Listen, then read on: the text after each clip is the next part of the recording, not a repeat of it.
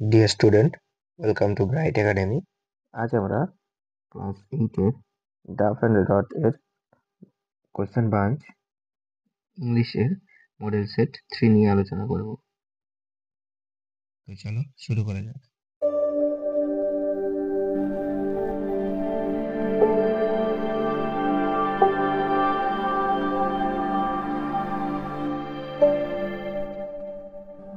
দেখো, তোমাদের যে সিনটা দেওয়া আছে, এই সিনটা দ্য গ্রেট এস্কেপ থেকে দেওয়া হয়েছে। ওকে, তো এর দেখে প্রশ্নগুলি দেখো কি দিয়েছে। Write T for true and F for false statement in the given boxes. যদি সত্য হয় তাহলে টি এবং যদি মিথ্যা হয় তাহলে এফ লিখতে হয়েছে। ওকে, গিভ সাপোর্টিং স্টেটমেন্ট এবং সঙ্গে সাপোর্টিং স্টেটমেন্ট দিতে বলেছে। It was around 8:30 p.m. when Dijen reached their house at Elgin Road. তখন 8:30 বাজে যখন ডিজেন তাদের বাড়িতে এলগিন রোডে পৌঁছালো। তো এটা কি হবে? এর অ্যান্সার হবে ফলস। ওকে, এর সাপোর্টিং স্টেটমেন্টটা কি দেবে? এর সাপোর্টিং স্টেটমেন্টটা দেবে on 16th January 1941 Sisir finished his dinner early and drove to Elgin Road around 8:30 p.m. ওকে, এরপর দুইয়ের দাগে কি আছে দেখো। Shishir was only person who knew about the plan of escape. শুধুমাত্র শিশিরেই পালানোর অর্থাৎ যে সুভাষ সেখান থেকে পালাবে সেই ব্যাপারে জানতো। তো এটাও কি হয়ে যাবে? এর অ্যান্সার হয়ে যাবে ফলস। কেন? এর সাবঅর্ডিনেট স্টেটমেন্টটা কি হবে দেখো। এর সাবঅর্ডিনেট স্টেটমেন্ট হবে none of the family member knew anything except Subhash niece Ila and a male cousin Dwijen. Okay, এটা হয়ে যাবে এর সাপোর্টিং স্টেটমেন্ট। এরপর দেখো তিনের দাগে কি আছে।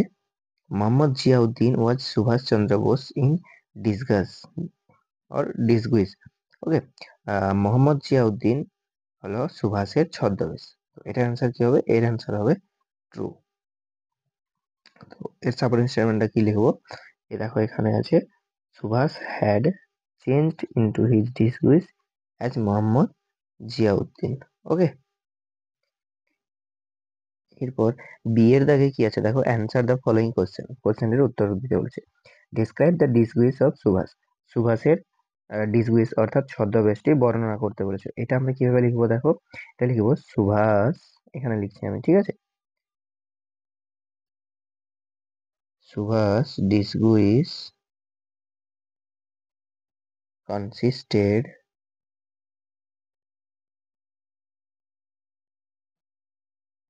in a, এরপর এটা লেখার পর আমরা এখান থেকে লিখবো long brown coat, baggy salwars and a black fez and gold wire rim spectacles. Okay, এটা লিখবো।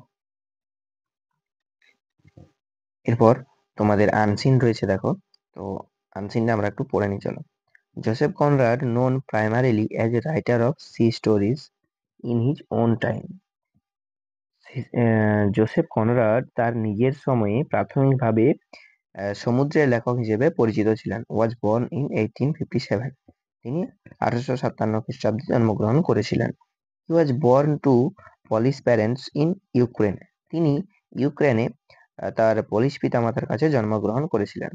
When he was 16, যখন তার বয়স 16 বছর, he left Poland for France to fulfill his early ambition to go to sea. তিনি Poland ছেড়ে ফ্রান্সে চলে গিয়েছিলেন তার প্রাথমিক যে উচ্চাকাঙ্ক্ষা সেটা পূরণ করার জন্য। টু গো টু সি, সমুদ্রে যাওয়ার যে উচ্চাকাঙ্ক্ষা সেটা পূরণ করার জন্য তিনি পোল্যান্ড ছেড়ে ফ্রান্সে চলে গিয়েছিলেন, ঠিক আছে।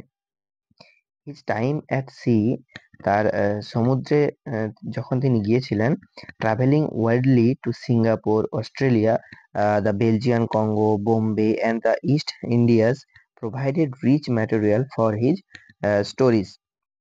অর্থাৎ Singapore, Australia, Belgian Congo, Bombay এবং ইস্ট ইন্ডিজ তিনি কি করেছিলেন? ব্যাপকভাবে ভ্রমণ করেন এবং তার গল্পের জন্য সমৃদ্ধ উপাদান সংগ্রহ করেন। ওকে, তার গল্পের জন্য সমৃদ্ধ উপাদান সংগ্রহ করেন। Conrad finally settled for good in England. এরপর কনরাড শেষ পর্যন্ত কোথায় সেটেলড হয়ে যায়? ইংল্যান্ডে ইন 1894, 1894 সালে, to devote himself to his writing. তার নিজেকে কোথায় নিয়োজিত করার জন্য? লেখালেখিতে নিয়োজিত করার জন্য। হিজ রিমার্কেবল রাইটিংস ওয়্যার, তার রিমার্কেবল রাইটিংগুলি হলো, লেখাগুলি হলো the Nigger of the Narcissus, Lord Jim, the Secret Agent and Victory. Okay, এগুলো হচ্ছে তার রিমার্কেবল অর্থাৎ মনে রাখার মতো রাইটিং, লেখালেখি। Joseph Conrad died in 1924। Joseph Conrad 1924 সালে মারা যান। এরপর এর দেখো কি দিয়েছে, write T for true and F for false statement. True false এখানে করতে বলছে। দেখো, Conrad finally settled for ever in England. Conrad সব দিনের জন্য ইংল্যান্ডে সেটেল হয়ে যায়। তো এর অ্যান্সার কি হবে? এর অ্যান্সার হবে ট্রু। ওকে, দিয়ে দেখে অ্যাট দ্য এজ অফ 16, 16 বছর বয়সে Joseph Conrad went to France. Conrad ফ্রান্সে চলে গেছিল। তো এটার অ্যান্সার কি হয়ে যাবে? ট্রু। এরপর বি এর দাগে কি আছে দেখো, complete the following sentence with information from the text. Text থেকে ইনফরমেশন নিয়ে শূন্যস্থান পূরণ করতে বলেছে। জোসেফ কনরাডস আর্লি অ্যাম্বিশন ওয়াজ।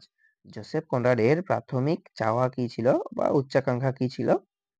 জোসেফ কনরাডের প্রাথমিক উচ্চাকাঙ্ক্ষা কি ছিল? দেখো, এটা লিখবো আমরা এখান থেকে। এই যে এখানে দেখো লেখা আছে to go to sea. Okay, এটুকু লিখলেই হবে। তো কি লিখবো? Joseph Conrad's early ambition was to go to sea. Okay, এরপর দুইয়ের দাগে আছে দেখো, কনরাডস টাইম অ্যাট সি। কনরাডের সময় সমুদ্রে যাওয়া প্রোভাইডেড, তাকে কি দিয়েছিল? এইটা লিখবো দেখো, rich material for his stories. তার গল্পের জন্য সমৃদ্ধ উপাদান। Rich material for his stories. Okay, এরপর তিনের দাগে কি আছে দেখো, Conrad finally settled in England. Conrad শেষ পর্যন্ত ইংল্যান্ডে সেটেল হয়েছিল টু, কিসের জন্য? এটা লিখবো, devote himself to his writing. নিজেকে তার লেখালেখিতে নিয়োজিত রাখার জন্য। Okay, to devote himself, devote himself to his writing. Okay, এরপর দেখো কি রয়েছে, গ্রামার অ্যান্ড ভোকাবুলারি। তিনের দাগে আছে দেখো, fill in the blanks with appropriate positive pronouns and positive adjectives. তো এখানে পজিটিভ প্রোনাউন এবং পজিটিভ অ্যাডজেক্টিভ দিয়ে শূন্যস্থান পূরণ করতে বলেছে। একের দাগে কি বলছে, my father has lost dash umbrella. তো এখানে দেখো কি আছে, my father has lost, sorry, my father has lost dash umbrella. আমার বাবা হারিয়েছে ছাতাটি। কার ছাতাটি? তো এখানে কি হয়ে যাবে, দেখো সাবজেক্ট আছে মাই ফাদার, তো এখানে কি হয়ে যাবে? His. My father has lost his umbrella. আমার বাবা তার ছাতাটি হারিয়েছে। দুইয়ের দাগে কি আছে দেখো, I need a luggage bag. আমার একটা ব্যাগ প্রয়োজন। Can you lend me dash. কি হবে? তো এখানে এখানে হয়ে যাবে can you lend me yours. Okay, এরপর বি এর দাগে কি আছে দেখো, fill in the blanks with proper forms of adjective given in the brackets. Adjective গুলোর প্রপার ফর্ম লিখতে বলেছে। Lead is the dash of all metals. Lead is the dash of all metals. তো এখানে দেখো কি দেওয়া আছে, হেভি। তো এটা কি হয়ে যাবে? Heaviest. Okay, HEAVIEST। Lead is the heaviest of all metals. Okay, দিয়ে দেখো, the pen is dash than the sword. তো এটা কি লিখবো? The pen is mightier, MIGHTIER। Okay, the pen is mightier than the sword. এরপর C এর দাগে কি আছে দেখো, fill in the blanks with present continuous tense or past continuous tense. তো এগুলো তোমাদের প্রেজেন্ট কন্টিনিউয়াস টেন্স অথবা পাস্ট কন্টিনিউয়াস টেন্স দিয়ে শূন্যস্থানগুলি পূরণ করতে হবে। তো চলো একটু পড়ে নি কি আছে দেখো, you can see children who dash in the field. তো কি হবে? You can see children. তো তুমি দেখতে পাচ্ছ শিশুরা যারা কি করছে। তো এখানে কি হবে, you can see children who are playing in the field, যারা মাঠে খেলা করছে। Carry your umbrella since it dash. তো এখানে কি হবে, carry your umbrella since it is raining. Okay, since it is raining. এরপর ডি এর দাগে কি বলেছে দেখো, fill in the blanks with appropriate preposition. এগুলো প্রিপোজিশন দিয়ে শূন্যস্থান পূরণ করতে হবে। Rabi is ashamed dash his behaviour. কি হবে, এখানে বসে যাবে Rabi is ashamed for his behaviour, অর্থাৎ রবি তার ব্যবহারের জন্য লজ্জিত। He has no interest dash cricket.